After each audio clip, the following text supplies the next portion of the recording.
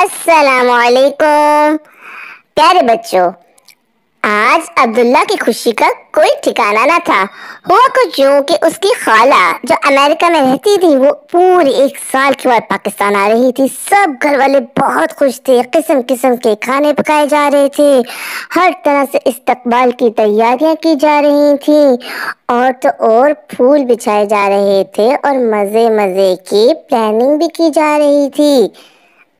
اب ایک لمحے کو عبداللہ کو بھول جائیے، آپ کا بھی کوئی دل سے پیارا پورے 1 سال کے بعد آ رہا ہے۔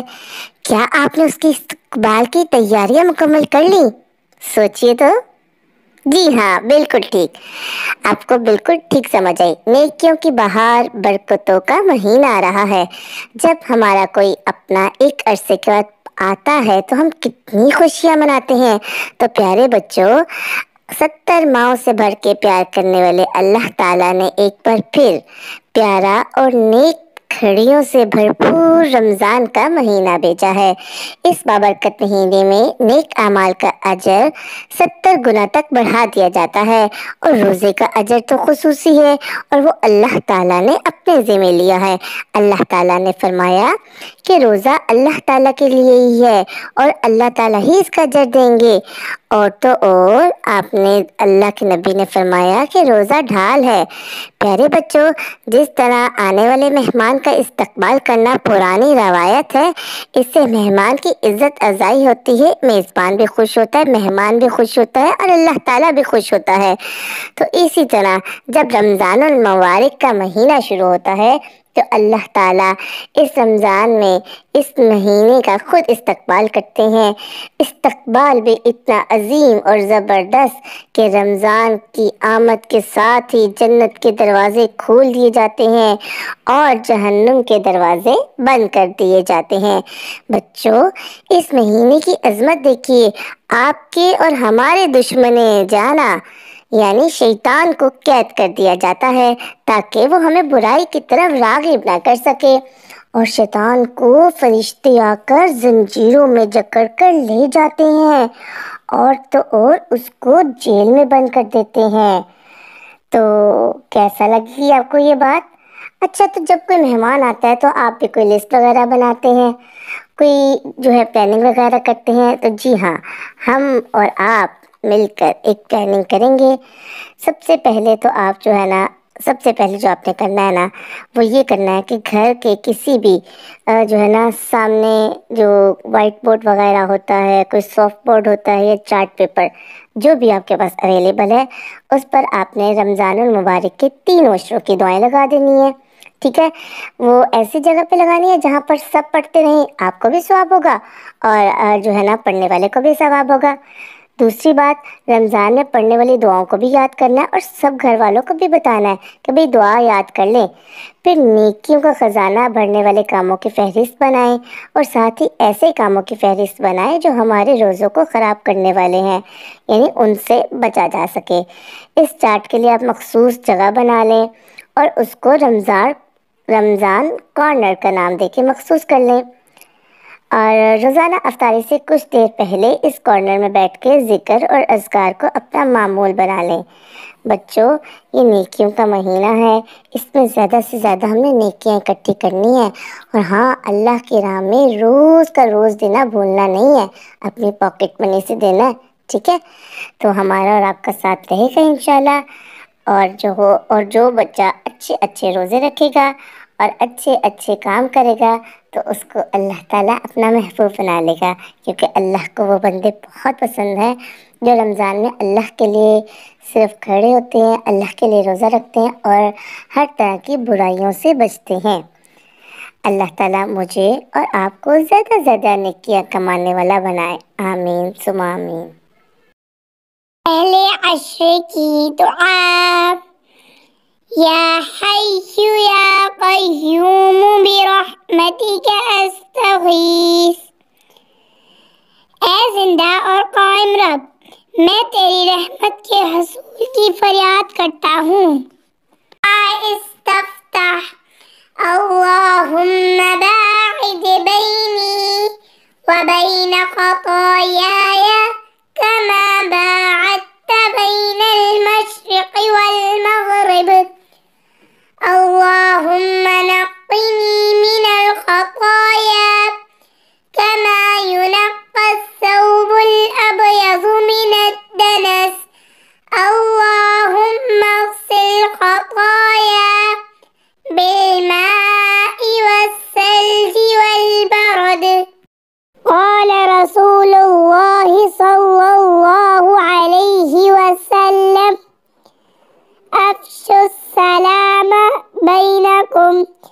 تبسمك في وجهي عقيقة صدقة. أهلا وسهلا برمضان. رمضان رمضان رمضان رمضان رمضان رمضان رمضان رمضان رمضان رمضان رمضان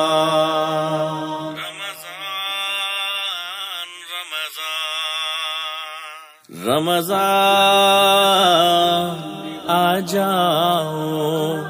آ جاؤ کہ آنکھیں خوشیوں سے بھر آئی ہیں. رمضان اہلا وسہلا برمضان. رمضان تم محبتوں کے سفیر ہو.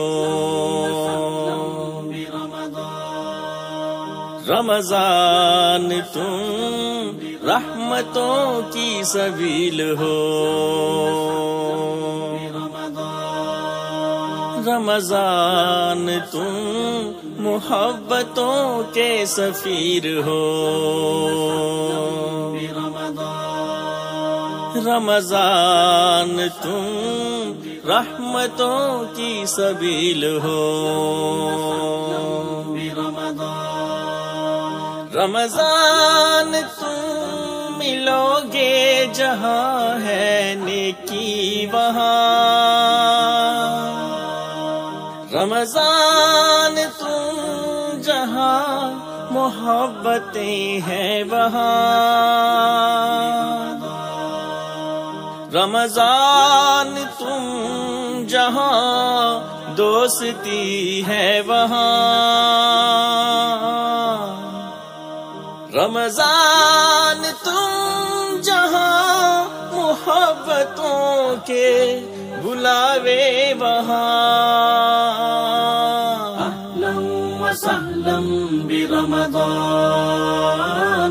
اہلا وسہلا برمضان. رمضان تم جہاں ہے انسانیت وہاں. رمضان تم آ جاؤ کہ دشمن چلا جائے. رمضان تم آ جاؤ کہ جنت کے دروازے کھل جائے. اہلا وسہلا برمضان. اہلا وسہلا برمضان. رمضان تم میں اترا ہے رب کا قرآن. قرآن ہے جہاں رب ہے وہاں. اہلا وسہلا برمضان. اہلا وسہلا برمضان. رمضان رحمت کا مہینہ. رمضان محبتوں کا سفیر. رمضان رحمتوں کی سبیل. رمضان کے آتے ہی شیاطین قید کر دیے جاتے ہیں. رمضان کے آتے ہی جنت کے دروازے کھول دیے جاتے ہیں. نیکیوں کی رغبت بڑھا دی جاتی ہے. بدیوں کی رغبت کم کر دی جاتی ہے. رمضان کا موسم انسانوں کے لیے کس قدر خیر و بھلائی والا ہے. رمضان رحمت، مغفرت اور جہنم کی آگ سے آزادی کا پیغام لے کر آتا ہے. رمضان کی آمد انسانوں کے دلوں میں نیکیوں کا شوق جگا دیتی ہے. محبتوں کے بلاوے بڑھ جاتے ہیں. رمضان تم آ جاؤ کہ ہم اپنے رب کی خاطر بھوک کو چکھیں۔ رمضان تم آ جاؤ کہ ہم اپنے رب کی خاطر پیاس کو برداشت کرنے کی لذت پائیں۔ رمضان تم آ جاؤ کہ تمہارے استقبال کے لیے ہم دیدہ و دل واہ کیے بیٹھے ہیں۔ ارے پیارے بچوں، اللہ تعالیٰ کا ادب سیکھیں گے آج۔ اللہ تعالیٰ ایک ہی ہے، وہی سارے جہاں کا مالک ہے، اکیلا وہ بھی۔ اسی نے ہمیں پیدا کیا ہے، اس کا کوئی باپ نہیں، کوئی بیٹا نہیں، اس کی نہ کوئی ماں ہے اور نہ بیوی۔ پیارے بچوں، اللہ کا کوئی شریک نہیں۔ اللہ تعالیٰ آسمانوں سے بھی اوپر عرش پر ہے، لیکن اس کا علم ہر جگہ موجود ہے۔ پیارے بچوں، آپ کی اور میری دعائیں کون سنتا ہے؟ اللہ۔ اور ہماری ساری تمام ضروریات اللہ تعالیٰ پوری کرتے ہیں، ہے نا؟ ہمیں چاہیے کہ جن کاموں کا اس اللہ نے حکم دیا ہے ہم اسے خوشی سے مان لیں، اور جن کاموں سے اس نے روکا ہے وہ نہ کریں۔ بچوں، آپ کو معلوم ہے اللہ تعالیٰ کے بہت اچھے اچھے نام ہیں، اور جو وہ نام یاد کر لے گا اللہ تعالیٰ اس کو جنت میں اپنے ساتھ رکھیں گے۔ اللہ تعالیٰ کے ناموں کو اسماء الحسنیٰ کہتے ہیں، اور سب سے پیاری بات کہ جس اللہ نے ہمیں سب کچھ عطا کیا ہے، ہمیں اللہ کی نعمتوں کا شکر ادا کرنا چاہیے۔ دہی پھلکیاں بنانے کا طریقہ: آدھا کلو دہی باؤل میں ڈال کر پھینٹ لیں اور اس میں 2 چمچ چاٹ مسالہ اور 4 چمچ چینی ڈال کے ملائیں۔ 3 آلو ابال کر چھلکے اتاریں اور ٹھنڈے کر کے کاٹ لیں۔ پھلکیاں ابالنے کے لیے پانی گرم کریں اور اسی میں پھلکیاں ڈال کے کچھ دیر ڈھانپ دیں۔ آلو اور پھلکیاں دہی میں ملا کے اسے فریج میں رکھ دیں۔ مزیدار پھلکیاں تیار ہیں۔ ایسے شخص کی کہانی، پیارے بچوں، جسے اپنے پیسے سے بہت پیار تھا۔ بہت سال پہلے کی بات ہے کہ کسی ملک میں ایک سیٹھ رہتا تھا، اس کا نام تھا سیٹھ داؤد۔ بچوں، سیٹھ کا مطلب ہوتا ہے جس کے پاس بہت زیادہ پیسہ ہو۔ اس کے پاس اتنی مال اور دولت تھی کہ اس کا حساب کتاب رکھنا بھی اس کے لیے مشکل کام تھا۔ اس کام کے لیے اس نے کئی ملازم رکھے ہوئے تھے۔ وہ اپنے بیوی بچوں سے بھی زیادہ اپنے مال اور دولت سے محبت کرتا تھا، اور ہر وقت اس میں اضافے کے لیے پریشان رہتا۔ چند برسوں سے اس کے مال و دولت میں اتنی تیزی سے اضافہ ہوا کہ اس پہ تو یہ مثال صادق آنے لگی کہ سیٹھ داؤد مٹی کو بھی ہاتھ لگاتا تو وہ سونا بن جاتی۔ لیکن اس کے باوجود اس کی طبیعت سیر ہونے کی بجائے حرص اور لالچ میں اور اضافہ ہوتا چلا گیا۔ اگر کبھی کوئی قسمت کا مارا حاجت مند یا غریب آدمی اس کے پاس مدد کے لیے آتا تو اسے جھڑک اور ڈانٹ کر باہر نکلوا دیتا اپنے گھر سے۔ مال اور دولت کے نشے نے اسے اندھا کر رکھا تھا۔ ایک دن کی بات ہے کہ سیٹھ اپنے بیوی بچوں کے ساتھ بیٹھا تھا کہ اس نے اپنے بیٹے کے ہاتھ میں چھوٹی سی کتاب دیکھی جسے اس کا بیٹا بڑے انہماک سے پڑھ رہا تھا۔ سلیم بیٹے، یہ تمہارے ہاتھ میں کون سی کتاب ہے؟ ادھر دکھاؤ ذرا۔ سلیم نے کتاب باپ کے حوالے کر دی۔ چھوٹی سی کتاب میں نہ جانے کیا لکھا تھا کہ سیٹھ داؤد اس کے مطالعے میں ایسا کھویا کہ اس کی چائے بھی ٹھنڈی ہو گئی۔ ایسے میں بیوی نے کہا، چائے تو پی لیں، ٹھنڈی ہو رہی ہے۔ میں اپنے بیڈ روم میں جا رہا ہوں، میرے لیے تازہ چائے بنوا کے وہیں بھجوا دینا۔ سیٹھ داؤد نے چائے کی میز سے اٹھتے ہوئے کہا۔ کمرے میں آ کے سیٹھ داؤد ایک بار پھر کتاب کے مطالعے میں گم ہو گیا۔ کتاب کیا تھی؟ چند صفحات کا پیمفلٹ تھا جس میں حضرت موسیٰ علیہ السلام کے دور کے مشہور مالدار قارون کا تذکرہ تھا، جس کے خزانوں کی چابیاں کئی اونٹوں پر لدی ہوتی تھیں، اور اس کے ساتھ ہی حاتم طائی کا تذکرہ بھی تھا۔ اللہ تعالیٰ نے قارون کے مقابلے میں حاتم طائی کو بہت سخی بنایا تھا۔ وہ ہر وقت حاجت مندوں کی مدد کے لیے تیار رہتا تھا، یہاں تک کہ مہمان نوازی کی خاطر اپنی جان کی پرواہ تک نہ کرتا۔ کتاب کے آخر میں لکھا تھا کہ ہر انسان کے لیے نیکی اور بھلائی اور تباہی کے دونوں راستے کھلے ہیں۔